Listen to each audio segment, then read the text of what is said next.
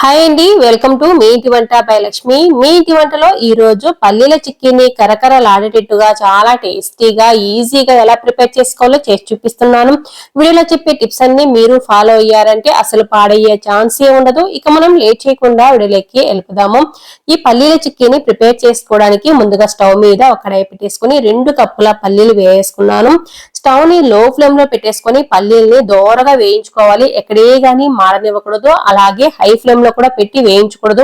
High flame లో పెట్టేసామంటే లోపల వరకు ఫ్రై అవ్వవు పల్లీలు అనేటివి. లో ఫ్లేమ్ లో పెట్టేసుకొని పల్లీలు ఇలా వచ్చేంత వరకు వేయించేసుకోవాలి. ఇప్పుడు ఈ పల్లీల్ని ఒక ప్లేట్ లో వేసేసుకొని పూర్తిగా చల్లారనివ్వాలి. చల్లారిన తర్వాతనే ఈ పల్లీల పైన ఉన్న పొట్టు అనేది నీట్ గా వచ్చేస్తుంది. పల్లీలు చల్లారే లోపు మరొక ప్రాసెస్ కూడా చేసుకోవచ్చు. మనం బెల్లాన్ని సన్నగా తరిగేసుకొని ఒక బౌల్లో వేసి కరిగించి వడబోసుకోవచ్చు అండి. ఈ ప్రాసెస్ అంతా కూడా అయిపోతుంది ఒకే టైంలో. ఇప్పుడు ఒక బౌల్ తీసుకొని ఇందులో 1.5 కప్పుల బెల్లం తురుము వేస్తున్నాను. పావు కప్పు నీళ్లు వేస్తున్నాను. నీళ్లు మరి ఎక్కువ వేసుకుంటే పాకం రావడానికి టైం ఎక్కువ తీసుకుంటుంది. ఇప్పుడు ఈ బౌల్ ని స్టవ్ మీద పెట్టేసుకొని మీడియం టు హై ఫ్లేమ్ కి అడ్జస్ట్ చేసుకుంటూ బెల్లం కరిగేంత వరకు ఇలా కలుపుకుంటూ ఉండాలి. పాకం రావాల్సిన పని లేదు, బెల్లం కరిగితే సరిపోతుంది. బెల్లం కరిగిన తర్వాత ఈ బెల్లం నీళ్ళని మరొక కడాయిలోకి ఇలా వడబోసుకోవాలి. బెల్లంలో ఏమన్నా రాళ్ళు, చిన్న చిన్న నలకలు లాంటివి ఉంటే కూడా అన్ని కూడా ఫిల్టర్ అయిపోతాయి. ఇంట్లో చేసుకునేటప్పుడు ఈ విధంగా మనము అన్ని కూడా ఫిల్టర్ చేసి నీట్ గా చేసుకోవాలి. అప్పుడే చాలా బాగుంటుంది చిక్కీ అనేది. ఇప్పుడు స్టవ్ ని లో ఫ్లేమ్ లో పెట్టేసుకొని పాకాన్ని ఒకవైపు కలుపుకుంటూ మరోవైపు పల్లీలు కూడా చల్లారిపోయి ఉంటాయి. పల్లీలకున్న పొట్టు కూడా తీసేసుకోవచ్చు. రెండు కూడా ఒకేసారి చేసుకోవచ్చు. అలా అని పాకాన్ని వదిలేయకుండా మధ్య మధ్యలో కలుపుకుంటూ ఉండాలి స్టవ్ ని లో ఫ్లేమ్ లో పెట్టేసుకొని. ఇప్పుడు పల్లీలను చాట్లో వేసి చెరిగితే పొట్టంతా పక్కకు వస్తుంది కదా, అలా రాకుండా ఇలాంటి గరిటె తీసుకొని కొద్ది కొద్దిగా పల్లీలు వేసేసుకొని మనము దీనితో జల్లించుకున్నట్టు జల్లించుకోవాలి. పొట్టు మొత్తం కిందికి పడిపోతుంది, పల్లీలు పైనే ఉంటాయి. ఇలా చేసుకోవడం వల్ల మనకు పొట్టు మొత్తం కిచెన్ మొత్తం పడకుండా నీట్ గా ఉంటుంది.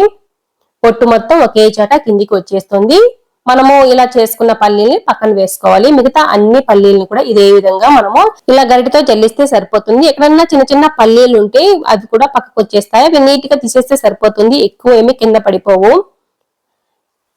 పల్లీలన్నీ ఒక బౌల్లో వేసుకున్నాను. పొట్టు మొత్తం ఒక ప్లేట్ లో ఉంటుంది. ఇప్పుడు ఈ పొట్టు మొత్తాన్ని మనము డస్ట్బిన్ లో వేసుకోవచ్చు. అంతే, చాలా సింపుల్ గా మనము చేసుకోవచ్చు నీట్ గా. ఇప్పుడు ఒక ప్లేట్ కి నెయ్యి రాసేసి రెడీగా పెట్టుకుంటున్నాను. ఇలా ప్లేట్ కి నెయ్యి రాసైనా పెట్టుకోవచ్చు, లేకుంటే బటర్ పేపర్ ఉంటే బటర్ పేపర్ కూడా నెయ్యి కానీ ఆయిల్ కానీ రాసేసుకొని పెట్టేసుకొని కూడా చేసుకోవచ్చు. అలాగే మనము ఫ్లాట్ గా చేసుకోవడం కోసం అడుగు ఫ్లాట్ గా ఉన్న ఏదైనా బౌల్ తీసుకొని మనము రెడీగా పెట్టుకోవాలి. అలాగే అప్పడాల కర్ర కూడా నెయ్యి రాసేసుకొని రెడీగా పెట్టుకున్నాను. ఈ లోపు పాకం కూడా మనకు రెడీ అయిపోతుంది. ఈ ప్రాసెస్ చేసే లోపు ఇలా చిక్కబడుతుంది. స్టవ్ ని లో ఫ్లేమ్ లో పెట్టేసుకొని ఇలా కలుపుకుంటూ ఉండాలి. పాకం చిక్కబడినప్పుడు ఒక ప్లేట్ లో నీళ్లు వేసేసుకొని అందులోకి పాకాన్ని వేసి చెక్ చేసుకోవాలి. పాకం చూసారు కదా, వీడియోలో చూపిస్తున్నట్లుగా ఇలా ఉండలాగా వస్తుంది కదా. ఇలా ఉండలాగా వస్తే మనకు పాకం అనేది చిక్కీకి సరిపోదు. చిక్కీ అనేది క్రిస్పీగా రాదు.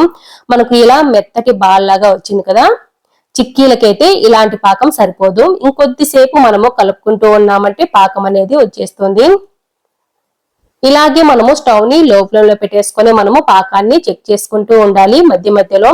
ఇప్పుడు ఇందులోనే 1 నుంచి 2 టీ స్పూన్ల వరకు నెయ్యి వేసేసుకొని కలుపుకోవాలి. ఇలా నెయ్యి వేసి కలుపుకోవడం వల్ల చిక్కీ అనేది చాలా షైనీగా వస్తుంది. మెరుస్తూ కనిపిస్తుంది కదా పైన, అలా ఉంటుంది.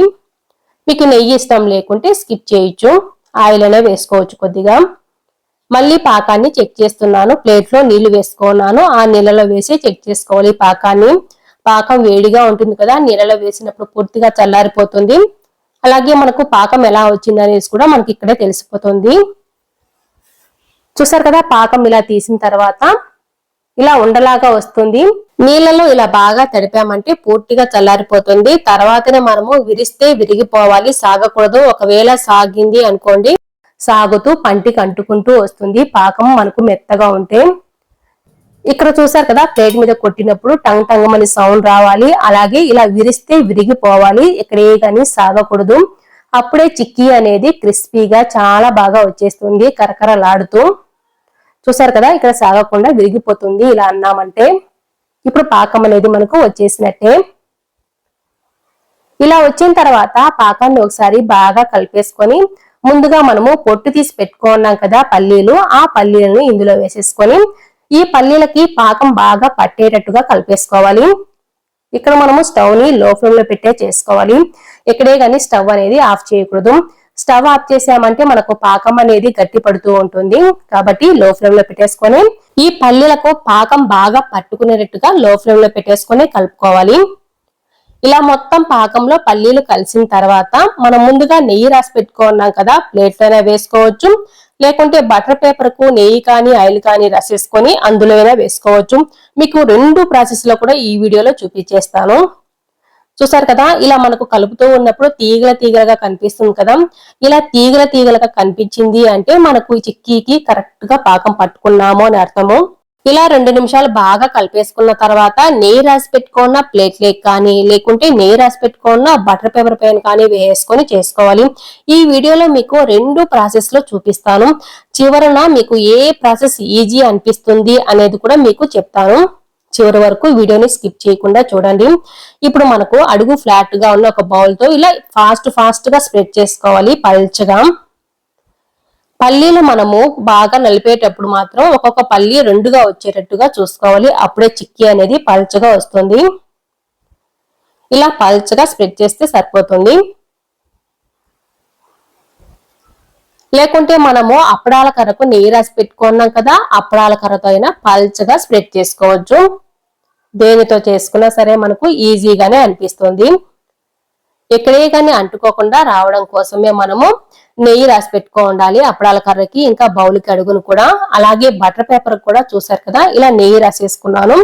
అలాగే పైన ఇంకొక బటర్ పేపర్ పెట్టేసామంటే పైన కూడా నీట్ గా వచ్చేస్తుంది. కాబట్టి ముందుగా కింద నెయ్యి కానీ ఆయిల్ కానీ రాసేసుకొని పైన మరొక బటర్ పేపర్ వేసుకున్నామంటే పై బటర్ పేపర్ కూడా నెయ్యి కానీ ఆయిల్ కానీ అంటుకుంటుంది. అలాగే కొద్దిగా కార్న్ ఫ్లోర్ చల్లేసుకొని దీనిపైన పల్లీల మిశ్రమాన్ని వేసేసుకున్నాను. మళ్ళీ దీనిపైన బటర్ పేపర్ పెట్టేసుకొని అప్పడాల కర్రతో పల్చగా స్ప్రెడ్ చేసుకోవచ్చు.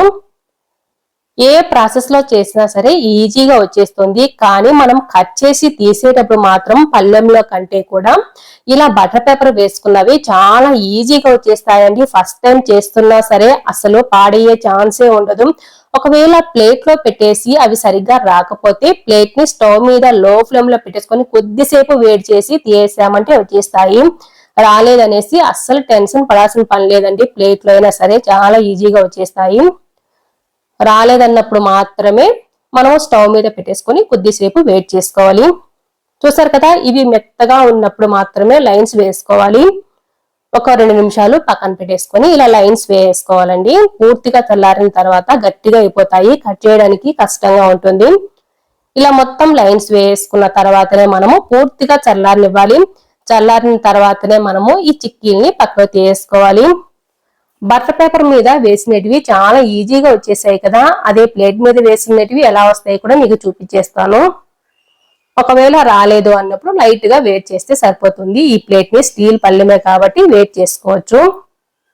ఇప్పుడు పూర్తిగా చల్లారనివ్వాలి. చల్లారిన తర్వాతనే మనము ఈ చిక్కీలను తీస్తే సరిపోతుంది. మనం తీసుకున్న పళ్ళెం అనేది కొద్దిగా పల్చగా ఉంటే ఇలా వెరికి కొంచెం బెండ్ చేసామంటే వచ్చేస్తాయి. లేకుంటే చాకు సాయంతో మనము చుట్టూ ఎడ్జెస్ ని కదిలించాలి. లేకుంటే పైకి కిందికి 2 సార్లు తట్టేసినా సరే కొద్దిగా మనకు లూజ్ అవుతుంది. అప్పుడు తీసేసుకోవచ్చు చిక్కీల్ని. చూసారు కదా, వీడియోలో చూపిస్తున్నట్లుగా ఇలా చాకుతో కూడా తీసుకోవచ్చు. మనం కట్ చేసేటప్పుడు కింద వరకు కట్ చేసామంటే ఇలా ఒక్కొక్కటిగా తీసుకోవాలి. అలాగే పైన లైన్స్ వేసుకున్నామంటే మొత్తం చిక్కీలాగా వచ్చేస్తుంది. తర్వాత చేత్తో విరిచామంటే విరిగిపోతూ ఉంటాయి చిక్కీలాగా వచ్చేసి మొత్తం కూడా. నేనైతే ఇక్కడ చాకు సాయంతో ఇలా తీసేస్తున్నాను. మిగతా అన్నిటినీ కూడా ఇలాగే తీసేసుకొని రెడీగా పెట్టేసుకున్నాను. రెండు ప్రాసెస్ లో కూడా బటర్ పేపర్ అయితే చాలా ఈజీగా ఉంటుందండి. ఫస్ట్ టైం చేసే వాళ్ళు బటర్ పేపర్ తో చేసుకుంటే చాలా ఈజీగా అనిపిస్తుంది. పళ్ళెంలో వేసుకున్నట్టయితే ఒకవేళ రాకపోతే వెయిట్ చేసుకోండి, అంతే సరిపోతుంది. ఏ ప్రాసెస్ లో అయినా సరే ఒకవేళ బటర్ పేపర్ లేకున్నా సరే నోట్ బుక్స్ లో ఉన్న వైట్ పేపర్ తీసుకుని దానికి లైట్ గా ఆయిల్ కానీ నెయ్యి కానీ రాసేసుకున్నామంటే బటర్ పేపర్ లాగా పనిచేస్తుంది. మీకు ఈ వీడియో నచ్చినట్లయితే తప్పకుండా ఒక లైక్ కూడా చేయండి. అలాగే కొత్తగా చూస్తుంటే సబ్స్క్రైబ్ చేసుకోవడం మాత్రం అసలు మర్చిపోకండి. మీ ఫ్రెండ్స్ కి రిలేటివ్స్ కూడా షేర్ చేయండి. Thanks for watching.